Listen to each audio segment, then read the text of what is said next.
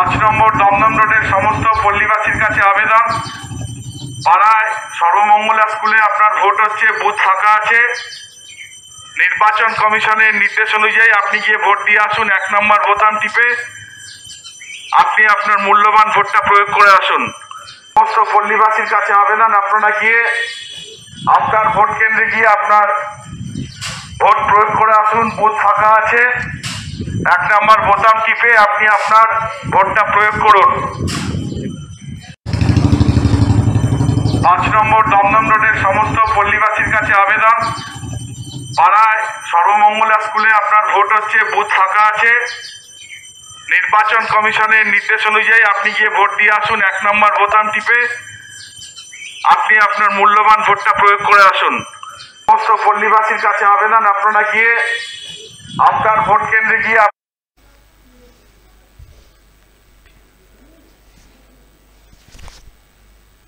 এটা অদ্ভুত ঘটনা, যে ঘটনার কোনো তুলনা পাওয়া ভার।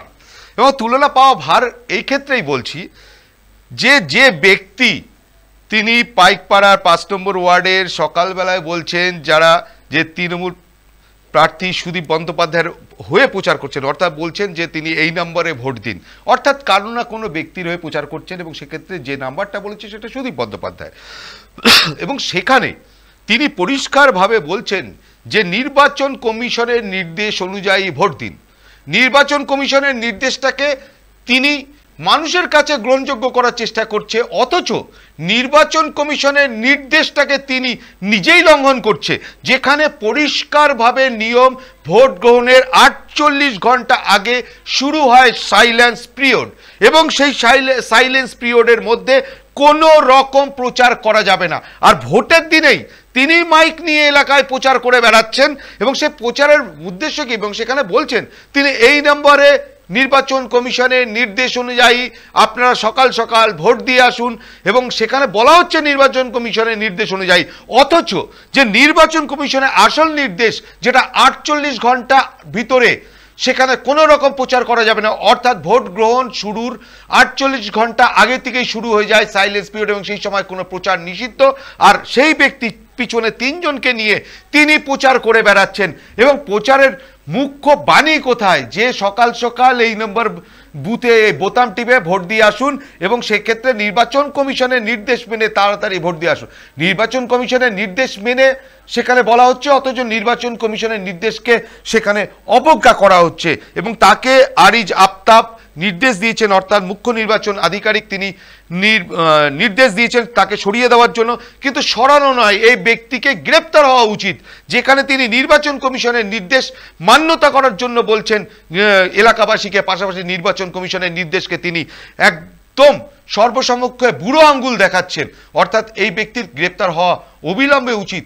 এই দৃশ্য সাধারণত এত পর্যন্ত এই যে 7 দফা ভোট হয়ে গেল, এই দৃশ্য এখনো পর্যন্ত রাজ্যের মানুষ দেখেনি, এই দৃশ্যটা প্রথম দেখা গেল। এমন সৌভিক সান্যাল আমাদের সঙ্গে, আমাদের সাংবাদিক সৌভিক সান্যাল এই মুহূর্তে ফোনে রয়েছে, এবং তা আমরা কথা বলবো তার সঙ্গে। সৌভিক, শোনা যাচ্ছে? হ্যাঁ, শোনা যাচ্ছে। আজকে সকালবেলা যে পাইকপাড়ার যে ঘটনা দেখা গেল, যে সুদীপ বন্দ্যোপাধ্যায়ের প্রচার করতে দেখা যাচ্ছে এক ব্যক্তিকে, এবং তিনি যখন মাইক নিয়ে প্রচার করছেন এবং সেক্ষেত্রে বলছেন যে এই নাম্বার বোতাম টিপে সকাল সকাল নির্বাচন কমিশনের নির্দেশ অনুযায়ী ভোট দিয়ে আসুন, অথচ নির্বাচন কমিশনের নির্দেশ তো হলো 48 ঘন্টার ভিতর প্রচার করা যাবে না। এই বিষয়ে নির্বাচন কমিশনের অফিস থেকে কোনো রকম ব্যবস্থা নেওয়া হয়েছে? কলকাতা উত্তরের 2 নম্বর ওয়ার্ডের ঘটনা ঘটেছে, এই নিয়ে পদক্ষেপ গ্রহণ করেছে নির্বাচন কমিশন।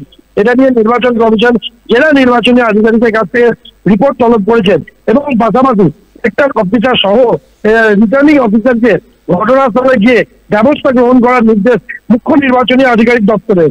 নির্বাচনের দিন ভোটের প্রচার নিয়ে সক্রিয় নির্বাচন কমিশন, অবিলম্বে মাইকিং বন্ধ করে তাদের সরিয়ে দেওয়ার নির্দেশ মুখ্য নির্বাচন আধিকারিক দপ্তর। আমরা জানি যে ভোটের দিন শুরু হওয়ার আগে 48 ঘন্টা থেকে 38 ঘন্টা কিন্তু সাইলেন্স পিরিয়ড থাকে, সেই সাইলেন্স পিরিয়ডকে অবজ্ঞা করে কিন্তু আজকে রীতিমতো প্রচার করেছে, এবং প্রচার শুধু হয় মাইক নিয়ে রীতিমতো মানে একদম কোট আনকোট বলা হয়েছে 1 নম্বর বোতাম টিপে সুদীপ বন্দ্যোপাধ্যায়কে বিপুল ভোটে জয় করুন, এইভাবে কিন্তু প্রচার করা হয়েছে।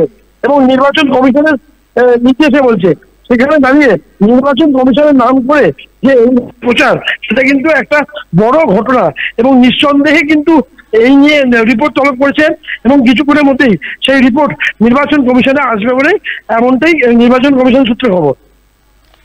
ধন্যবাদ সৌভিক আমাদের সঙ্গে থাকার জন্য। আবারও তোমার সঙ্গে যোগাযোগ করবো। এই মুহূর্তে আরো কিছু খবর আছে।